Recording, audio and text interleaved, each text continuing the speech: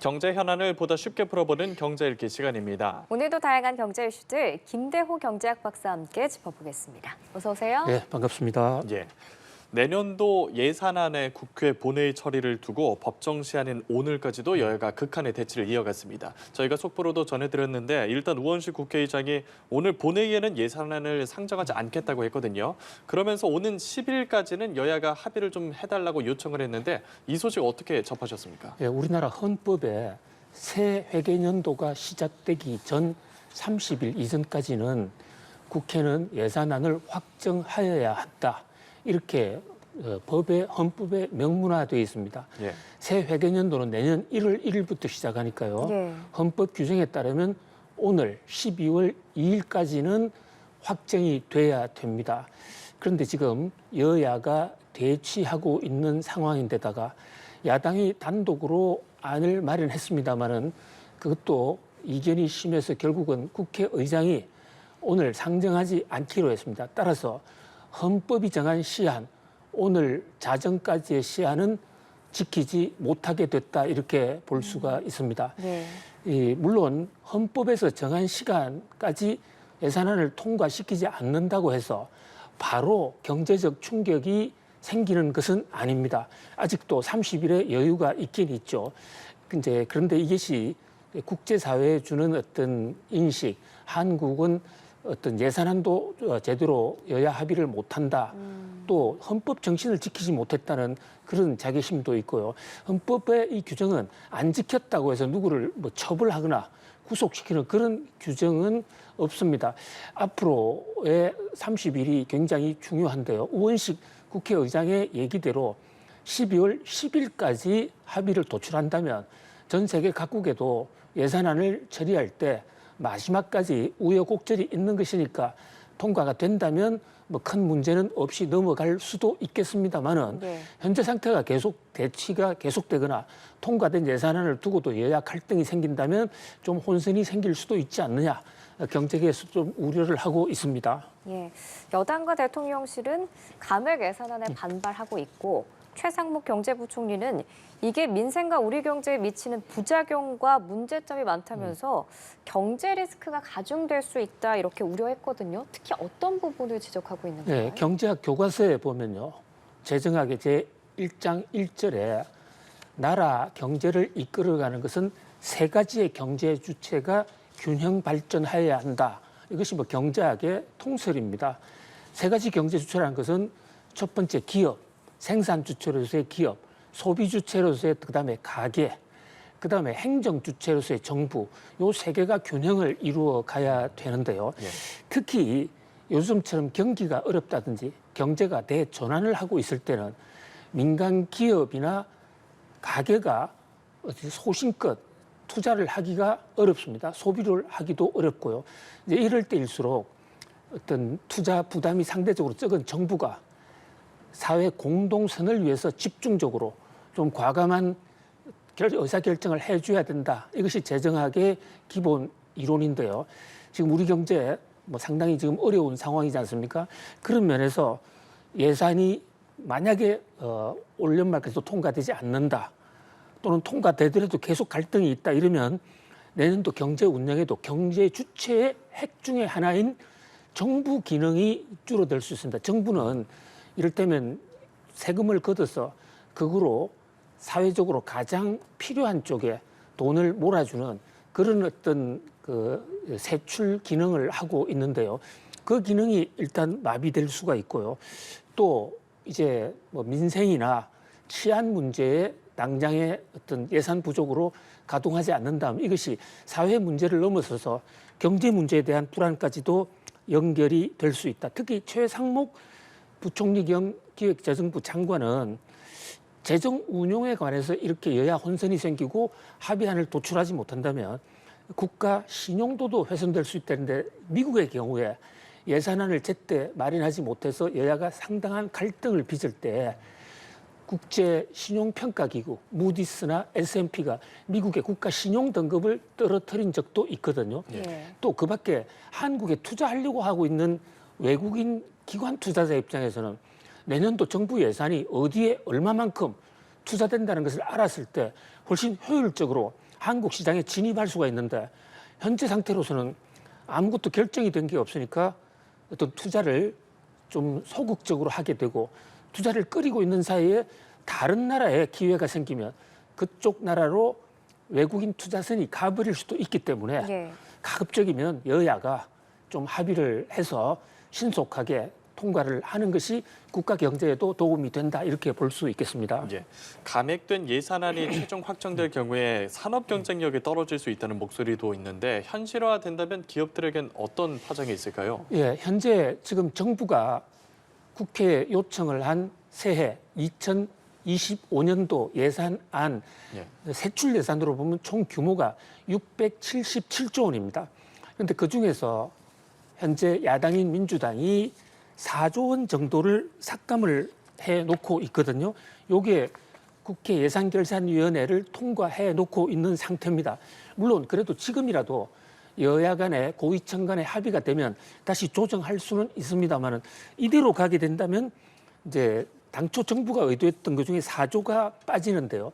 그 빠지는 어디가 줄었느냐 이것을 한번 놓고 보면 앞으로 이 삭감된 예산안이 나라 경제에 어떤 부담을 줄까를 일목요연하게 볼 수가 있을 것 같습니다. 예. 우선 정부는 677조 예산 중에서 이 예비비 국가가 갑자기 어떤 일이 생겼을 때 어떤 추가적인 국회 동의 절차를 거치지 않고 쓸 수 있는 예비비 예산을 4조 원 정도를 책정했는데 예.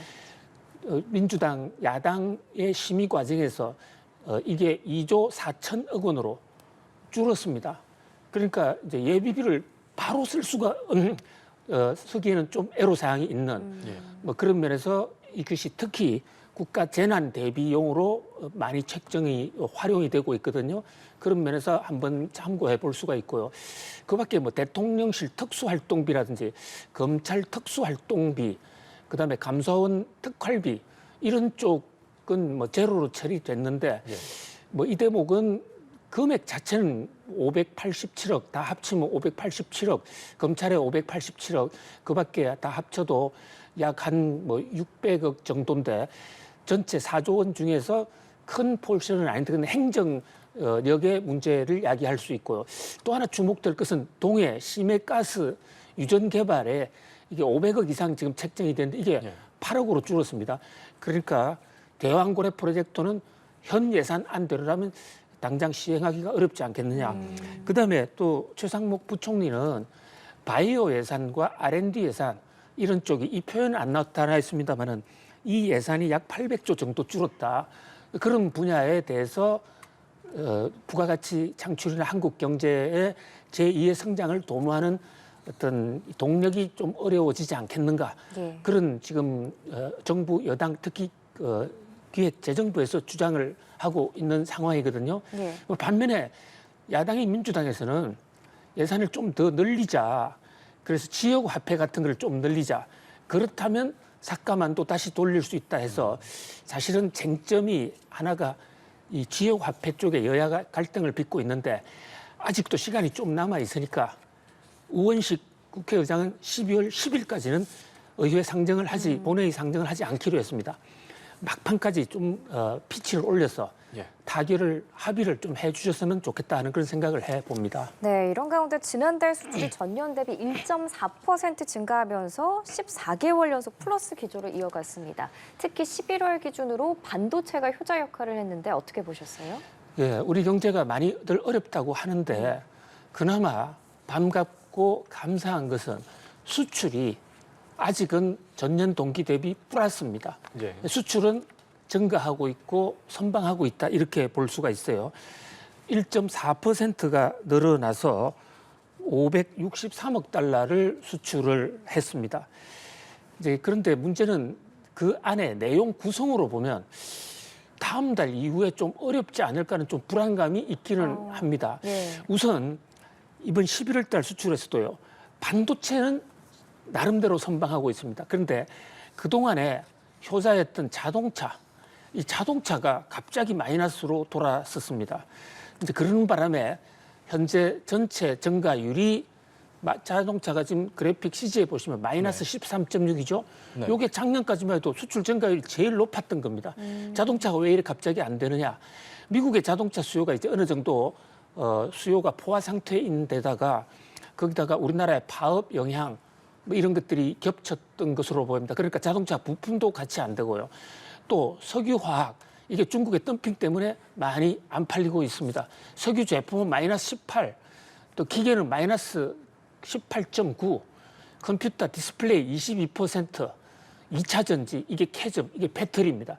배터리는 마이너스 26.3%로 아주 크게 감소하고 있습니다. 예. 반면에 우리 효자품 뭐 반도체, 컴퓨터, 선박, 뭐 이 바이오 이런 것은 선방을 하고 있습니다. 컴퓨터는 122% 늘어났는데요. 그런데 이제 그동안에 효자였던 자동차가 줄고 있는 데다가 네. 반도체도 늘어나고는 있지만 증가 폭이 지난달보다는 조금씩 줄어들고 있거든요. 거기다가 이제 미국과 중국이 미중 무역 전쟁을 하게 되면 이게 반도체 수출이 타격을 받지 않을 것인가. 실제로 보면요. 11월 달에 국가별 수출입 동향을 보면 다른 나라에 대해서는 다 늘어났는데 우리의 가장 수출을 많이 하는 두 나라. 자, 첫 번째 중국과 미국입니다. 예. 이 두 나라는 우리나라 수출이 다 줄었어요. 뭐 큰 포션은 아닙니다만 예. 주 수출 무대가 수출이 줄었다는 것은 앞으로 만만치 않다. 거기다가 트럼프 대통령이 내년 1월에 오면 국제 무역 환경이 어떻게 바뀔지도 모른다. 그런 면에서 조금 이 각건을 좀 쪼여낼 필요가 있지 않을까 그런 생각을 해 봅니다. 예, 말씀하신 것처럼 양대 시장인 미국, 중국으로의 수출이 마이너스로 돌아섰는데 이 부분 관련해서 이제 정부의 셈법이 좀 복잡해질 것 같습니다. 어떻게 대처를 해야 할까요? 예, 그렇습니다. 그러니까 중국 시장의 경우에는요. 두 가지 요인을 지적할 수 있습니다. 우선 중국 경기가 심각하게 안 좋습니다. 예. 그래서 중국의 부동산 가격 하락에다가 중국의 내수 시장이 무너지다 보니까 우리나라의 대중국 수출이 자동적으로 줄어드는 이런 상황이 첫 번째고요. 두 번째는 미중 무역 마찰 속에서 미국이 중국에 관세를 때리면 그 중국이 미국에 수출할 때 제품을 만들 때 상당수의 중간재나 부품을 한국에서 수입을 해갑니다.